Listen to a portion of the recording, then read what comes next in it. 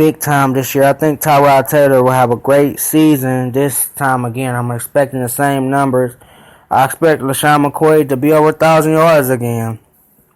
And I expect this receiving corps to be better this year, depending on what Sammy Watkins do. If Sammy Watkins can stay healthy, it's gonna help Tyrod Taylor big time. It's gonna help him big time. And with Buffalo, they're gonna need him and LaShawn McCoy to stay healthy because those are gonna be their key players in the offense this year, including Tyrod Taylor. So they go as them three go, and their rushing is not going to change. I mean, I think Gilly is going to be a big loss, but I think I don't think Turbo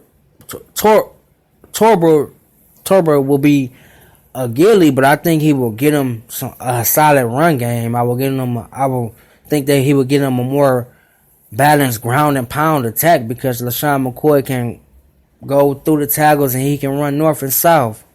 And you also got a big bruising back, and you also got a big bruising fullback. So that's going to help them out big time. Let's take a look at their defensive stats. Last year, they gave up rushing yards. They was 29th. They gave up 2,130 yards behind the Cleveland Browns. So that's not good enough. Their defensive passing yards, they was 6th. They gave up 3,582 yards. That's okay, but that's still a lot of yards. Their total defensive yards was 19. They gave up 5,720 total yards.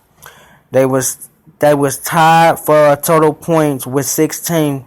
They were 16th with the Tennessee Titans with 378 points they gave up, which is not bad.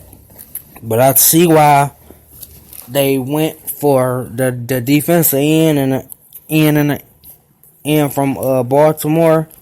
So I think that was a good pickup. He's going to help them with the holes. And they led by Martell